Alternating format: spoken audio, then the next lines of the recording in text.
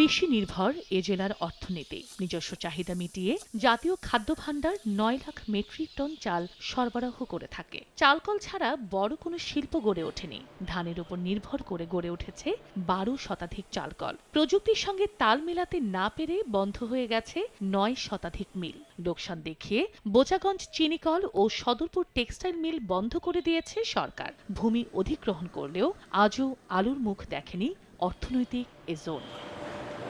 দিনাজপুরে টেরাকোটায় সমৃদ্ধ উপমহাদেশের পুরাকীর্তির নিদর্শন কান্তজিউ মন্দির, রাজবাড়ী, রামসাগর, সীতাকোট হয়ে উঠতে পারত পর্যটন শিল্পের অন্যতম স্থান। অবহেলা আর অযত্নে বিবর্ণ হতে চলেছে।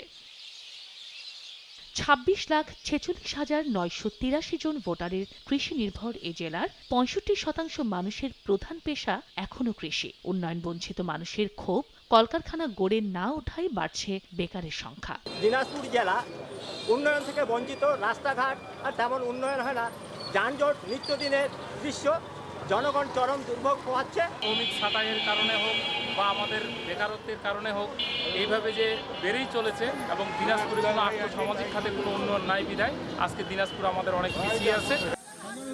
অপার সম্ভাবনা থাকতেও বরাবর উন্নয়ন বঞ্চিত এ অঞ্চলের মানুষ। কৃষিভিত্তিক শিল্প গড়ে তোলার ওপর তাগিদ ব্যবসায়ীদের।